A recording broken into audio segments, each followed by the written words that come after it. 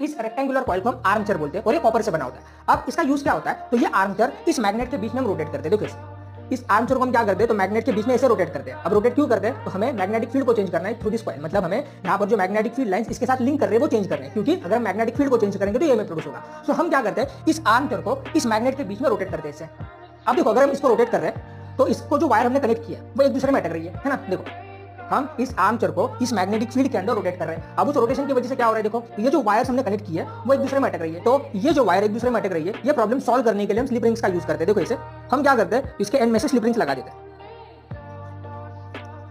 तो होता क्या है, ये जो आर्मचेयर होता है वो इस स्लिप रिंग्स के अंदर ही रोटेट करता रहता है। अब यहाँ पर हम दो स्लिप रिंग्स का यूज करते हैं। देखो यहाँ पर इस एंड के लिए और दूसरे एंड के लिए, तो यहाँ पर हम ऐसे स्लिप रिंग्स का यूज करते हैं। इससे होता क्या है, ये जो आर्मचेयर होता है वो इसी के अंदर रोटेट होता रहता है। तो वैसे इसी के अंदर क्या करता है, रोटेट होता रहता है। और जब ये रोटेट करता है ना, तो यहाँ पर कंटिन्यूसली कॉन्टैक्ट होता है स्लिप रिंग्स का इस आर्मचेयर के साथ। ऐसे ये कंटिन्यूसली कॉन्टैक्ट में होता है स्लिप रिंग्स के साथ।